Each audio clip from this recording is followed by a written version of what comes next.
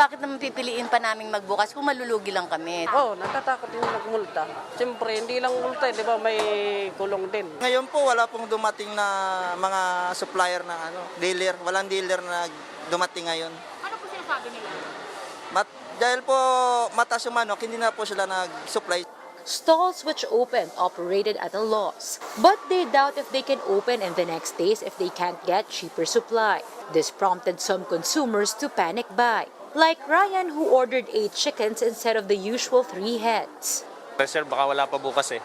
During their inspection at Commonwealth Market, the Agriculture Department and the QC Market Development and Administration Department issued notices of inquiry. This is for retailers who failed to implement the price cap and for those who did not put the updated price list in their stalls. Retailers asked the DA not to be too rash with penalties. They say it may force more stalls to go on holiday. Sana bago kami sitahin sa aming pagtitinda, kung hindi namin masusunod yung price ceiling na yan, supplyan na lang naman muna kami pansamantala. Natatama dyan sa presyo na yan. Dahil unang-una gusto naman namin talaga magtinda. The DA still pins the blame on wholesalers and traders for jacking up prices. The agency says it forced them to implement a price cap. But even hog raisers defended traders. They say costs are really high due to African swine fever. Aside from expensive piglets and feeds, farm gate prices are high due to added costs for biosecurity measures against ASF. Apektado kami kasi sabi ko nga, ayan ay nakaka-discourage sa aming mga magbababoy. At magmamanok ay kami itong tinatamaan at napakalaki ng problema ng kalamidad ng ASF. Talo pa namin tinamaan ng 10 bagyo. Pero kami ang pinarurusahan. The national government appeals to vendors not to continue with its pork and chicken holiday. The Agriculture Department assures that hog supplies are coming in from South Cotabato and other areas in Visayas and Mindanao. More will come weekly. They are now talking to wet market administrators for the selling of supplies starting tomorrow. Transport costs are also being subsidized by the DA. Magpapautang din kami sa mga market vendors na miyembro ng asosasyon dito sa iba't ibang parte ng Metro Manila. Pautang po zero interest at para mayroon kayong kapital. Alam namin na kayo ay under the mercy of the wholesalers dito po sa Metro Manila. Shaila Francisco, WR1 News. And these are the other big stories tonight. It's a different story up north. Farmers in Benguet have to deal with an oversupply of vegetables as demand remains weak. Some also have to deal with wasted produce due to frost buildup.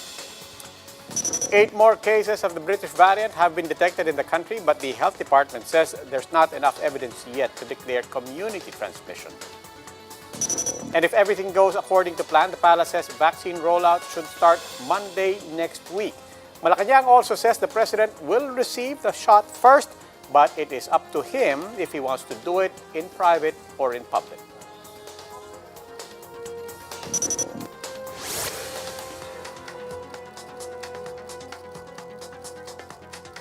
The Agriculture Department is pledging to provide assistance to hog raisers in a bid to defray steep production and transportation costs.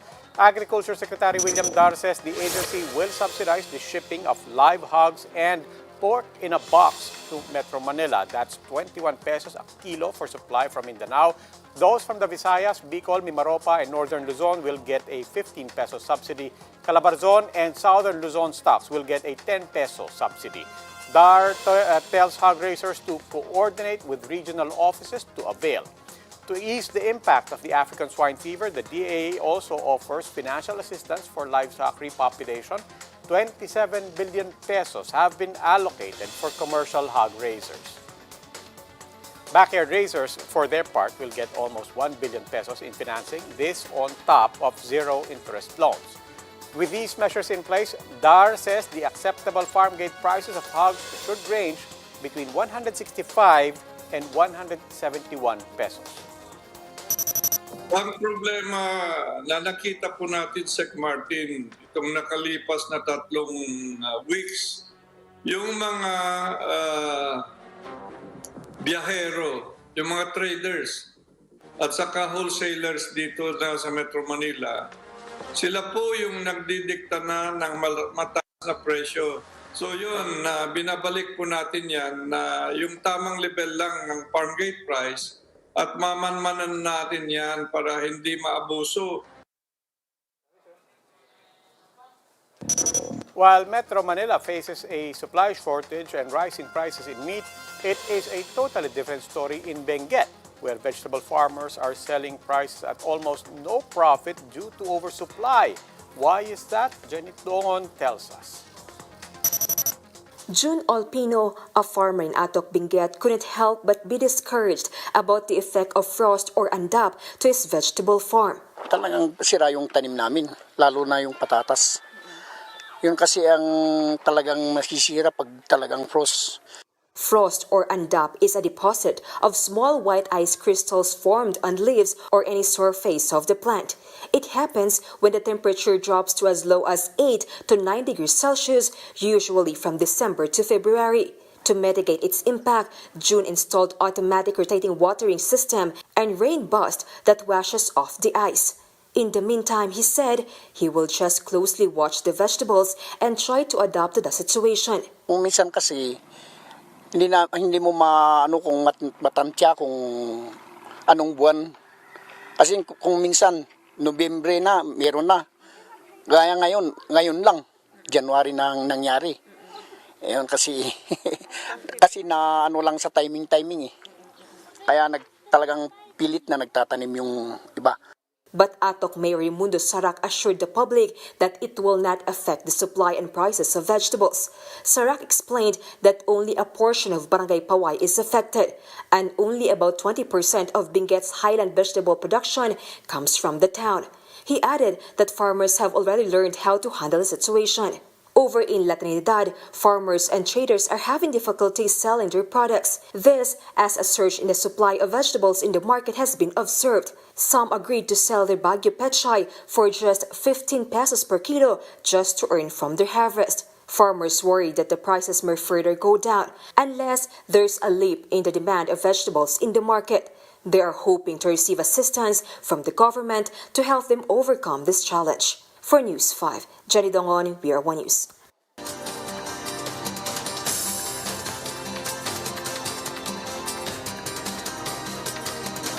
Time for an extra look at some of the day's big stories. A magnitude of 5.7 earthquake hit Davao Oriental Monday morning.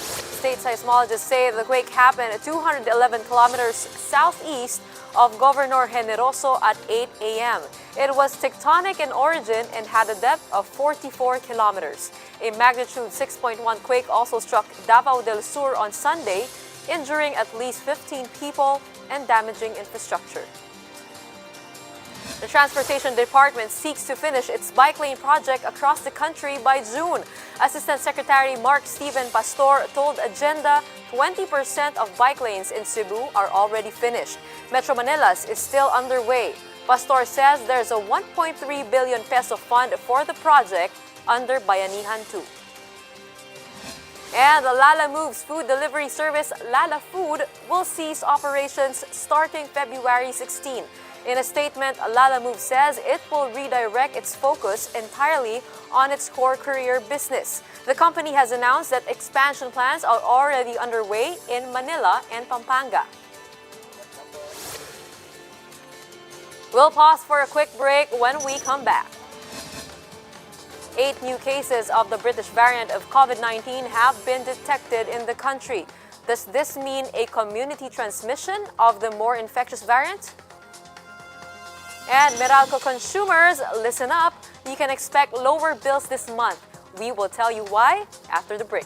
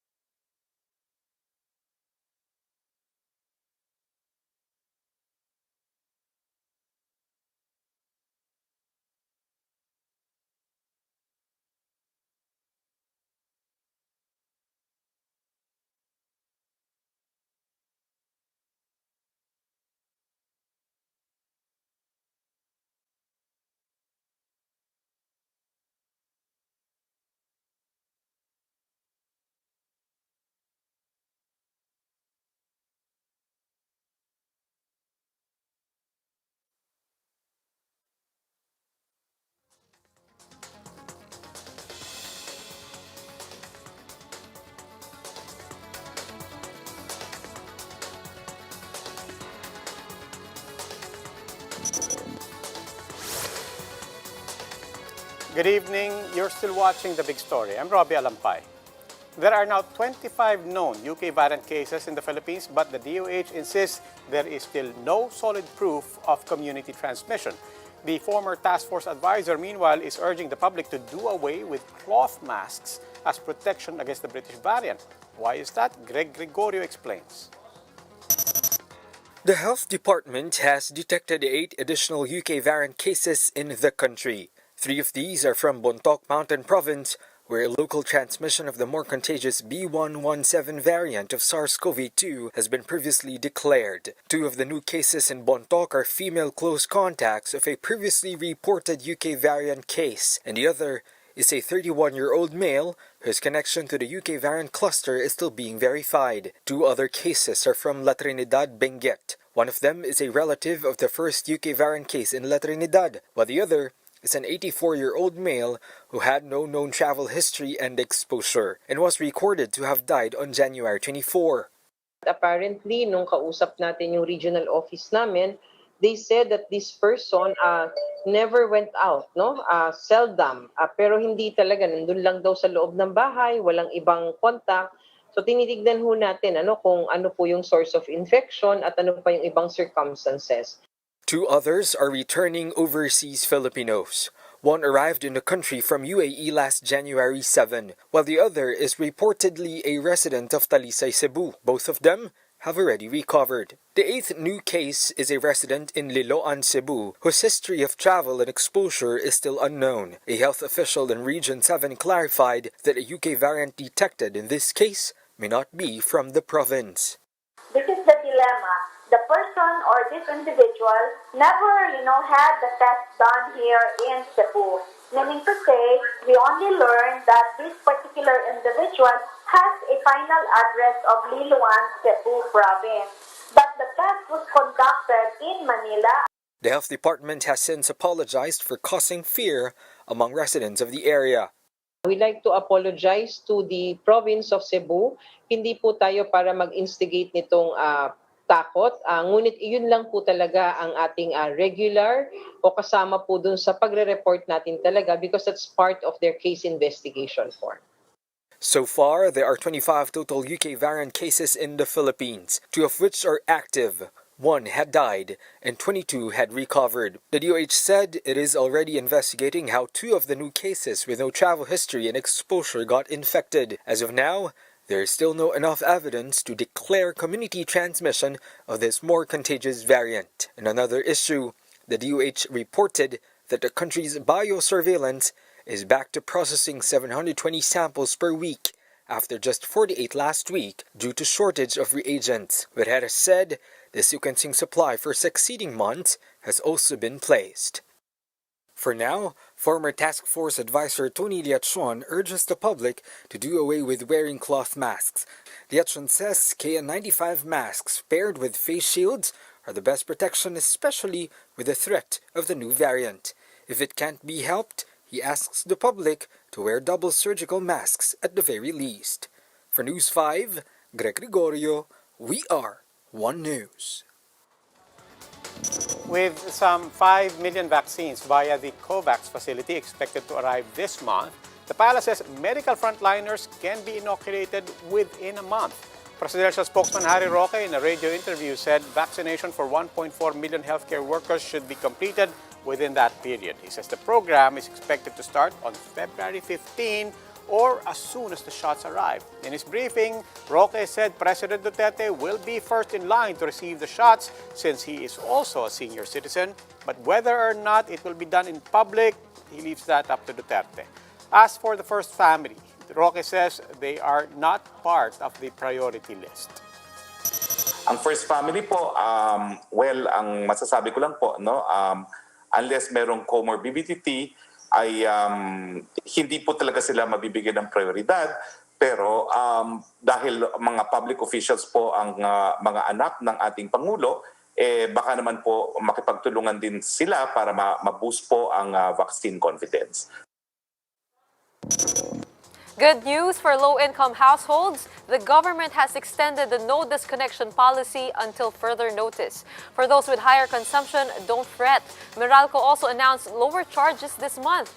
Dale De Vera has the report.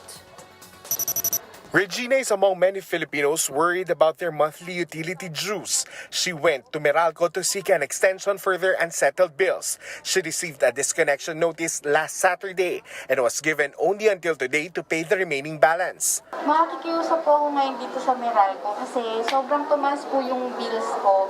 Parang from the usual bill, naging times 3 siya since nung nag-start yung COVID.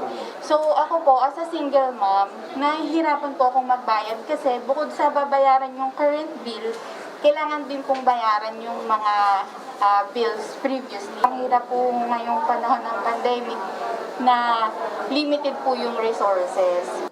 The Energy Department has already ordered distribution utilities to extend the no disconnection policy for low-income households or those considered lifeline consumers. Lifeline consumers are those with a monthly consumption of 100 kilowatts per hour or less. Regina falls outside this category. But the likes of Regina will soon get a reprieve. Meralco will reduce charges by at least 0.07 centavos per kilowatt hour. That should translate to a 14 peso reduction for a 200 kilowatt hour consumption.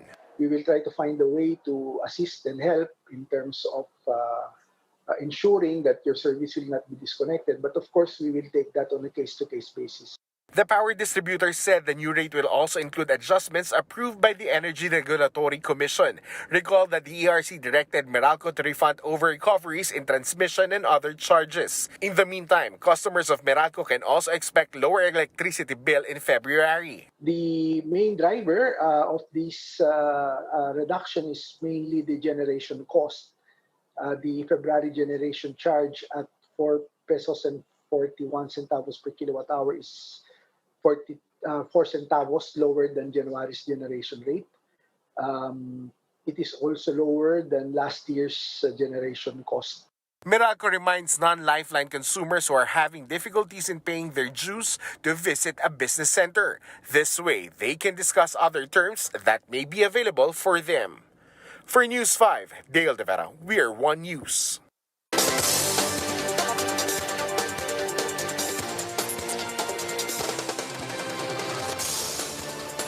Let's take a look at the biggest stories on print and online. The Interior Department has directed the Philippine National Police to arrest persons faking their COVID-19 test results.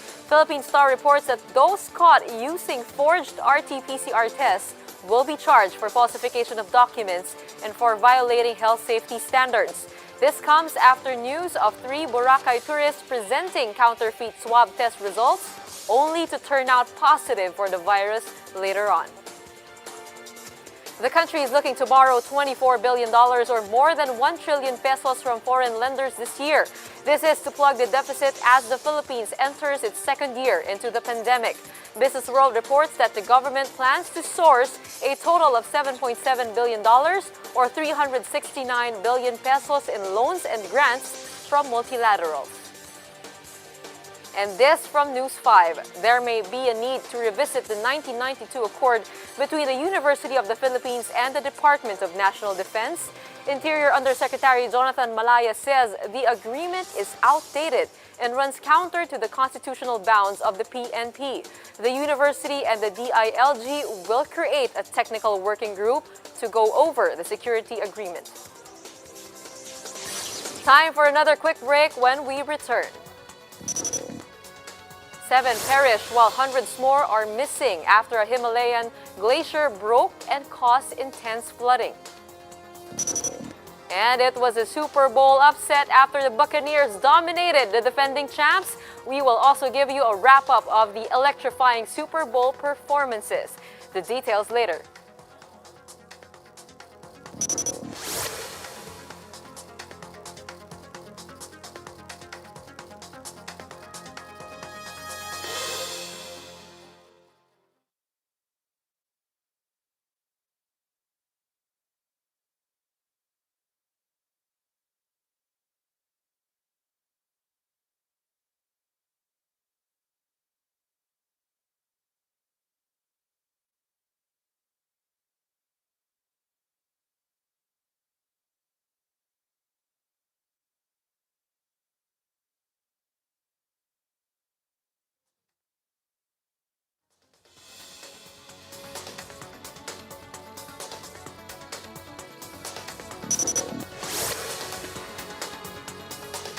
I'm Robbie Alampay. You're still watching The Big Story. The remains of a farmer who was reported missing last Wednesday has been found more than 100 kilometers away from his home. His killing is being linked to a land dispute. Marlene Alcaide with the details. A foul smell greeted residents of Barangay San Miguel in Mabitac, Laguna last Thursday. Residents found the cement-filled plastic drum in a creek, but there was more inside it. It had the remains of a man in black shirt. He was hogtied. Kinuha nila ito at nang buksan nga nila ay tumambad sa kanila yung isang katawan ng tao, bangkay. So ito ay nakasuot ng pulang t-shirt, nakabota. Pinakitaan siya ng mga sugat sa katawan. The body was later identified as 52-year-old Romeo Romy Torres. He was a farmer in Norzagaray, Bulacan, who was last seen harvesting bananas in the morning of February 3. Initial reports from the Laguna police showed that Torres had gunshot wounds in the mouth, chest, and body. At his wake, his casket had to be sealed to mask the smell. But this is not enough to console his wife, Jovita, who remains in shock. Wala siya namang kaaway. Kumbaga, siyempre, ang ano lang naman niya, magsaka, mag-ani ng mga tanim niya. Yun lang. Hindi ko po talaga siya kayang tingnan kahit sa simpleng picture niya lang po. Hindi ko po talaga kaya. Kaya sobrang sama po ng loob ko kasi siyempre hindi niya po deserve yung ganun. His family wants a probe into his killing. Panawagan ko lang naman po makamit niya yung hustisya sa tulong ng bawat isa na, di po ba, tsaka makonsensya yung gumawa na. Siyempre, hindi naman ayop yung asawa ko eh. Paano ko sa kanila kaya gawin? Yun lang, hiling ko kasi napakasakit po tanggapin eh, di ba?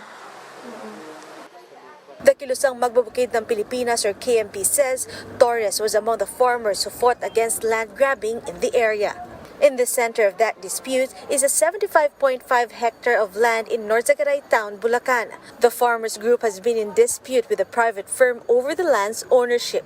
KMP says the disputed property is covered by the government's agrarian reform program. Para ipakita sa mga kababayan natin sa Norzagaray, sa buong bayan, na si Karomi ay hindi terorista. Si Karomi po ay hindi naglubay. Kahit sila ay naitaboy sa labas, ay tuloy-tuloy po yung kanilang pakikipaglaban. The KMP is set to go to the Department of Agrarian Reform tomorrow to stage a protest. For News 5, Marlene Alcaide, we are One News. At least 7 people have died and up to 170 are still missing after a Himalayan glacier broke and swept away a dam in northern India.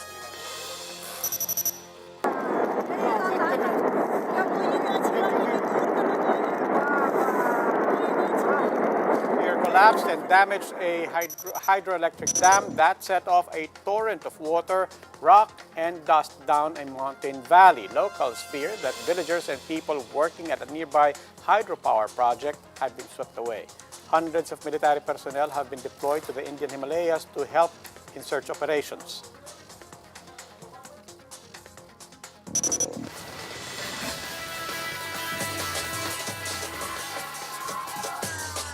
Time for the big stories in sports. The Tampa Bay Buccaneers took the crown in this year's Super Bowl with a 31-9 upset against the defending champs, the Kansas City Chiefs. It was an age-defying performance for star quarterback Tom Brady, throwing in 3 touchdowns at 43. This win at Super Bowl 55 brought Brady his 7th championship ring. This is also the Buccaneers' first victory since 2003. But what is the Super Bowl without the equally thrilling performances? A look at how the halftime show went in this report. Pandemic notwithstanding, Super Bowl performances remained electrifying. Multi-Grammy nominees Eric Church and Jasmine Sullivan joined forces in singing the national anthem.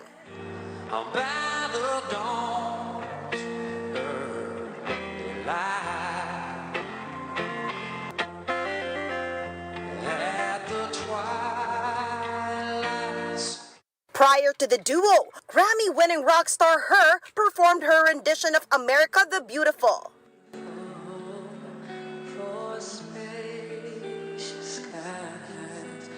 Before the game, 22-year-old poet Amanda Gorman commanded the spotlight with an original poem for essential workers. We honor our three captains for their actions and impact in a time of uncertainty and need. Meanwhile, Abel Tesfaye, aka The Weeknd, took center stage for the halftime show. But unlike his usual garb, the 30-year-old did not come out with bandages. His dozens of backup dancers sported the look instead. The Weeknd's 12-minute show was watched by 30,000 cardboard cutouts and 25,000 socially distanced fans. The pop star sang his hits like Can't Feel My Face, The Hills, and Earned It. But it was the explosive rendition of Blinding Lights which sparked life into the show. For News 5, MJ Marfori, we are One News. Chris Aquino herself is jumping on the bandwagon of the latest meme about her because why not? Aquino's 2014 because question has gone viral, as is her wont. Aquino joined in on the fun. She asked her followers to throw the cutest questions answerable by because. When asked why she still has not come back from hiatus, Aquino put it succinctly, because hindi pa itinadhana. When a commenter said she was unlucky in love, Aquino disagreed as she hit the jackpot with her two sons. Another user asked why she is not into politics, to which she replied, "Gulatan dapat." Because? Gulatan dapat because? Ewan ko. Happy Monday. Because? Because? Well, daming mabigat na balita. But we have some good news as well. Mababa ang presyo ng kuryente. Diba? Bike lanes, I'm happy about bike lanes. Me too. And most of all, we have work.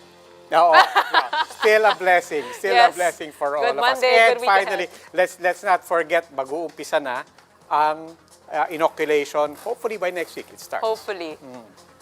And Valentine's Day. A lot of things definitely happening.